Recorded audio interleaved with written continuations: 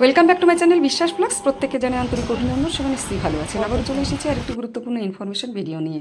মে মাস পড়ে গেছে। মে মাসের শুরু থেকে শেষ পর্যন্ত কি কি কার্যকলাপ আমাদের করতে হবে সেইগুলোই আপনাদের সামনে তুলে ধরবো। আর তার সাথে ট্রেনিং চলছে, ট্রেনিংয়ের ফর্ম ফিল আপ কীভাবে করবেন সেটা একটু দেখিয়ে দেবো। আর তার সাথে নিউলি রেজিস্টার করলে অনেকেই বলছেন হারিয়ে যাচ্ছে, তো সেটাও দেখিয়ে দেবো। এখানে মে মাস দেখতেই পাচ্ছেন 31শে মাস। এই 31শে মাসের মধ্যে কিন্তু 4টে দিন ছুটি আছে। এই মাসের মধ্যে আমাদের এবারে ইসিসিই ডে পড়ছে 19 তারিখ, আর সুপুষ্টি দিবস পড়ছে চতুর্থ শুক্রবার 23 তারিখ। তো আমাদের 23 তারিখ আর 19 তারিখ এই দুটো ডেট কিন্তু ইভেন্টের জন্য পালন করতে হয় এবং সিবিইতে সেটা দিতে হয়। এবারে দেখে নেব ছুটির লিস্ট। ছুটির লিস্টে এই মাসে মে মাসে কোনো ছুটি নেই। তাহলে 31শে মাস 4টে দিন রবিবার, 4টে দিন যদি রবিবার হয় সেই ছুটিটা বাদ গেলে আমাদের ফিডিং ডেজ হচ্ছে 27 দিন এবারে। তাহলে আমাদের ফিডিং ডেজ কতদিন হলো? 27 দিন। তো আমরা সব দেখে নিলাম কার্যকলাপ। এবারে আমাদের সারা মাস ধরে কী কী করতে হবে আমরা মোর সেকশানে চলে যাব। আর মোর সেকশানে গিয়ে আমাদের এখানে অনেকগুলো অপশান আছে।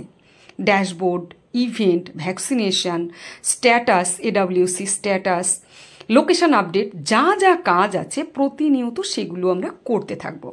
একটা একটা করে প্রতিদিন যদি করতে থাকি আমাদের কাজটা খুব সহজে হয়ে যাবে, স্মুথলি। আর এই কাজগুলো আমরা যদি করি তবেই আমাদের প্রশ্ন অ্যাপে কিন্তু শো করবে। ঠিক আছে? আচ্ছা, এরপরে যেটা দেখে নেব সেটা হচ্ছে একজন দিদি জানতে চেয়েছেন যে নিউলি রেজিস্টার উড়ে যাচ্ছে। দিদি, কখনোই উড়বে না দিদি, যদি সঠিকভাবে আপনি কাজটি করেন। দেখুন, প্রথমে আপনারা কি করবেন? প্রথমে আপনারা বেনিফিশিয়ারিতে যাবেন, সেখানে নিউ রেজিস্টার যেখানে আছে সেখানে ক্লিক করবেন, ফর্ম বের করবেন এবং নাম তুলবেন। আমি একজনের নাম তুলছি, ভুলভাল। দেখুন, নাম তোলার পরে সেটা কিন্তু কি হচ্ছে আপনাদের সামনে তুলে ধরছি। নামটা তোলার পরে আমি এখন চলে যাব ব্যাকে গিয়ে ওপরের দিকে দেখুন এই যে জায়গাটি আছে মেনশান করে দিয়েছি, ঠিক এই জায়গাটা ক্লিক করুন। এটা ক্লিক করলে দেখুন নিচে আমি যে নামটা তুললাম সেই নামটা কি বলছে, এন্টার্ড আধার ডিটেলস আর ইনভ্যালিড, মানে আধার ডিটেলস ইনভ্যালিড। হয় আধার ডিটেলস ইনভ্যালিড হবে, না হলে এক্সিস্ট হবে, মানে কোথাও আছে। তো এই ধরনের সমস্যা কিন্তু আপনাকে দেখাবে। যদি আপনি ভুলভাল নাম তোলেন তাহলে উড়ে যাবে, না হলে কিন্তু উড়বে না। ঠিক আছে? আর কোথাও যদি নাম থেকে থাকে তাহলে উড়ে যাবে। আচ্ছা, আবারও আমি ক্লিক করব এই জায়গাটি। ক্লিক করার পরে আমরা প্রথমেই যখন শুরু করব তখন কিন্তু দেখুন পেন্ডিং টু সেভ 1 অ্যাক্টিভিটিস, এই অ্যাক্টিভিটিসটা এখানে স্টার্ট ক্লিক করতে হবে প্রত্যেক দিন। এটা স্টার্ট ক্লিক করার পরে আপনারা প্রশ্ন অ্যাপে সব কাজ শুরু করবেন। কিন্তু স্টার্ট শুরু না করলে আপনার দিনের শেষে যে কাজটি করবেন উড়ে যেতেই পারে, কোনো সমস্যা নেই। তো এই কাজটি করবেন, তাহলে উড়বে না। তারপরে আপনারা রিফ্রেশ বাটন করবেন। রিফ্রেশ বাটন এখানে উপরে দেওয়াই আছে, এখানে প্রেস করবেন 1বার থেকে 2বার।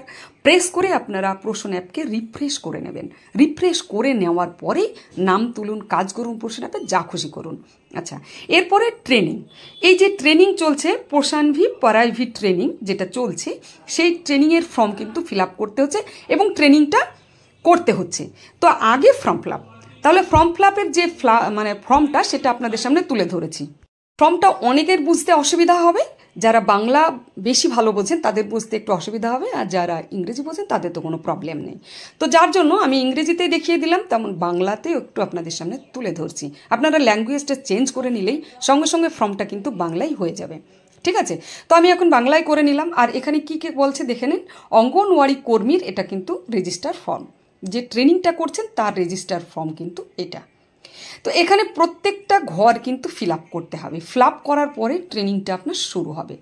কি কি আছে একটু দেখে নেব। পোষাণভি পরাইভি প্রশিক্ষণের শেষ তারিখ এবং শুরুর তারিখ, যে তারিখগুলো আছে সেগুলো কিন্তু দিতে হবে। এখানে ক্লিক করলে তারিখের যে ক্যালেন্ডার সেগুলো কিন্তু বেরিয়ে যাবে।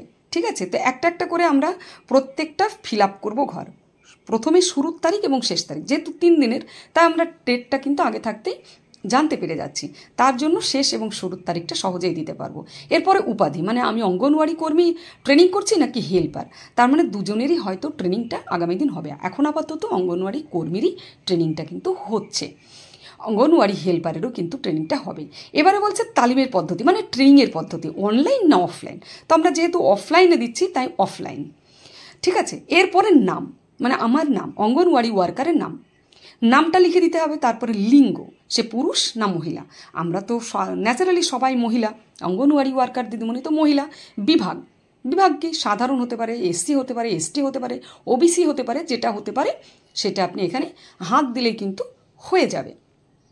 ঠিক আছে, এরপরে মোবাইল নম্বর, নিজের যে পোষণ অ্যাপের মোবাইল নম্বরটা দিয়েছেন হোয়াটসঅ্যাপ সহ, সেই মোবাইল নম্বরটা কিন্তু আপনাকে এখানে সিলেক্ট করে দিতে হবে।